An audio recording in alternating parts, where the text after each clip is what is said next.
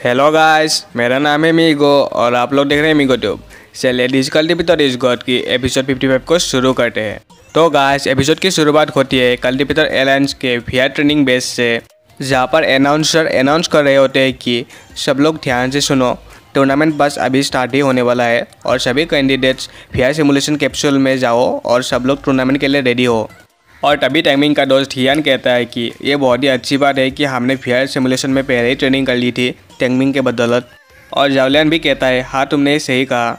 और तभी timing VR simulation helmet को पहनकर सभी से कहता है कि तुम लोग सभी अपने फोकस को बनाए रखना जब स्पिरिट डोमेन में होगे और अपने स्पिरिट सेंस को यूटिलाइज करना मत भूलना। और जावलियन भी कहती है कि बिग ब्रदर आप टेंशन मत लो, हम उस मोटे की तरह नहीं है जो यहाँ पर आने से भी डरता है। और जिंगजिंग सभी से कहती है कि तुम लोग सब अपना ध्यान रखना। और इसी के साथ हमें वीआर सिमुलेशन के अंदर के स्पिरिट डोमेन को दिखाया जाता है, जहाँ पर एक लड़का अपने सीनियर से कह रहा होता है कि सीनियर क्या यही स्पिरिट डोमेन है।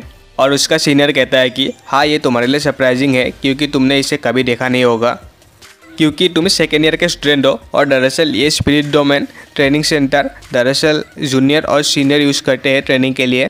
और इसी के साथ हमें टाइमिंग को दिखाया जाता है जो सोचता है कि मैंने जावी को यहाँ पर ना लगकर बहुत ही अच्छा किया क्योंकि उसके साथ लास्ट ट्रेनिंग में बहुत ही बुरा एक्सीडेंट हो गया था। और देखने में लगता है कि ये स्पिरिट डोमेन वामोल का सिमुलेशन है और एक एवरेज पर्सन यहाँ पर 10 मिनट से ज़्यादा सर्वाइव भी नहीं कर सकता। क्या एलायंस वाले रिजर्व्स को देख रहे हैं जिससे कि वो वामोल में एंटर कर सके। और तभी हमें स्टार्टिंग में दिखाए गए सीनियर को दिखाया जाता है जो कहता है कि ये कंपटीशन जितना आसान दिखता है इतना है नहीं। हम देखते हैं कि उसको पीछे से कोई हाथ से मार देता है और वो पीछे घूमकर कहता है कि अरे तुम कौन हो, अरे क्या तुम ब्लाइंड हो।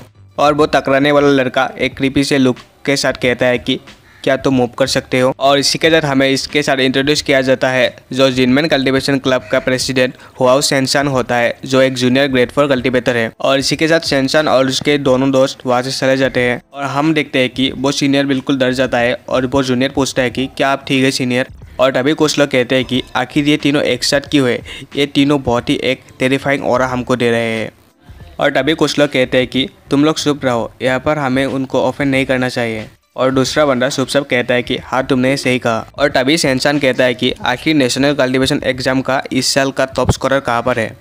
और मुरोंग जेंग कहता है कि तुम्हें इससे कुछ सीखना चाहिए।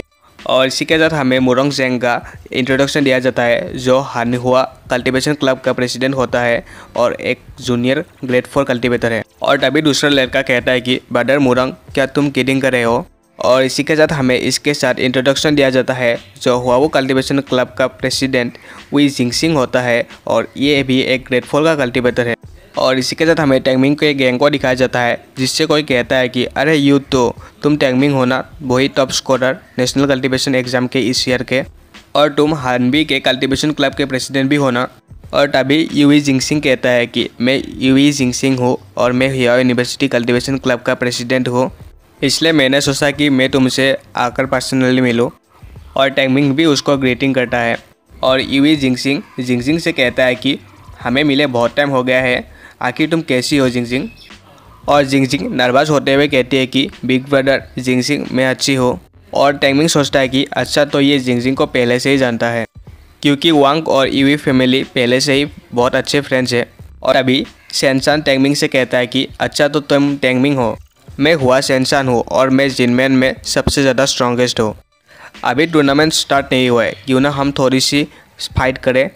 और टैंगमिंग हंसते हुए कहता है कि हाँ मैंने तुम्हारे बारे में पहले सुना है और प्रेसिडेंट हुआ टूर्नामेंट अभी स्टार्ट ही होने वाला है, इसलिए मेरे पास अभी बहुत काम है, मैं अभी तुम्हारे साथ फाइट नहीं कर सकता।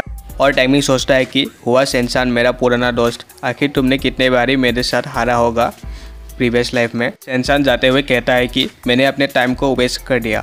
और मुरोंग कहता है कि तुम ही तो हमारे साथ यहाँ पर आना चाहते थे जब मैंने टैंगमिंग को ग्रीट करने के लिए आने के बारे में कहा था। और टैंगमिंग कहता है कि मैंने एक्सपेक्ट किया था कि मुरोंग फैमिली बहुत ही पोलाइट है, मुझे अब भी याद है कि मुरोंग जिंग मुझे ग्रीट करने के लिए आया था हानबी में जब मैं पहली बार गया था, जिसे सुनकर मुरोंग बहुत ज़्यादा गुस्सा हो जाता है।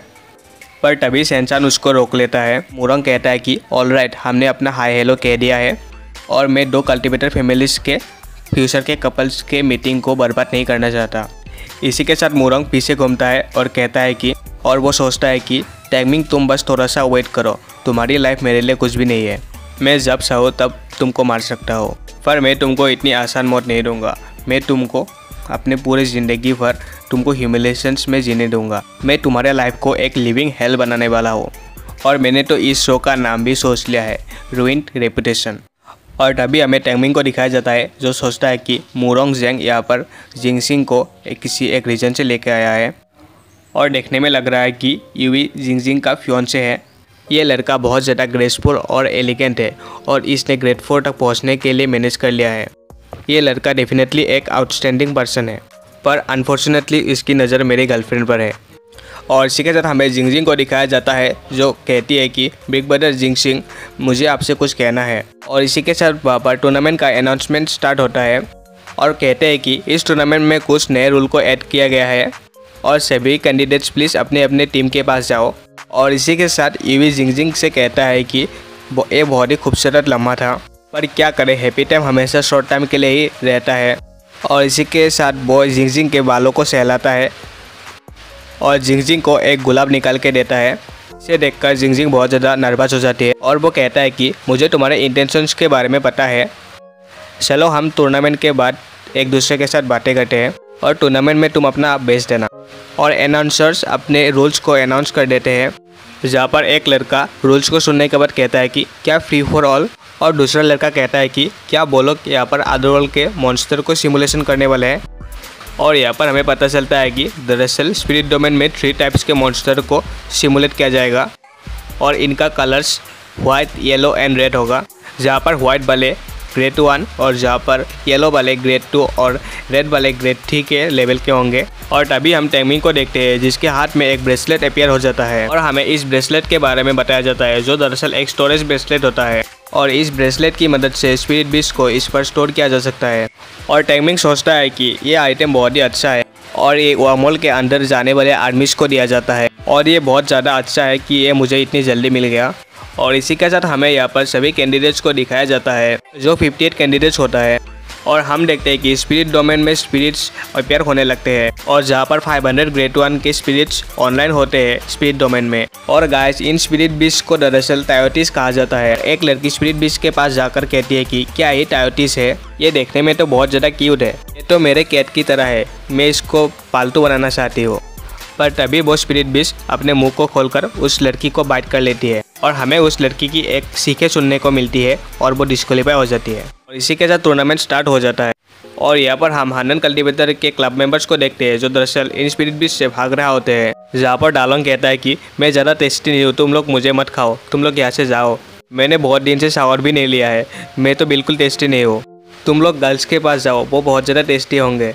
और हम देखते हैं कि डालोंग के टकले पर एक स्पिरिट बीस्ट बाइट कर रहा होता है, कोई उनकी मदद करने के लिए उन स्पिरिट बीस्ट पर अटैक कर देता है।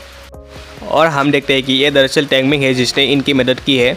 और इसी के साथ टैंगमिंग को 29 पॉइंट्स मिलता है और डालोंग कहता है कि मेरी भी मदद करो टैंगमिंग, और यहाँ पर अब भी बहुत सारे हैं, मैं अपने लिमिट पर हूँ, तुम मेरी मदद करो टैंगमिंग।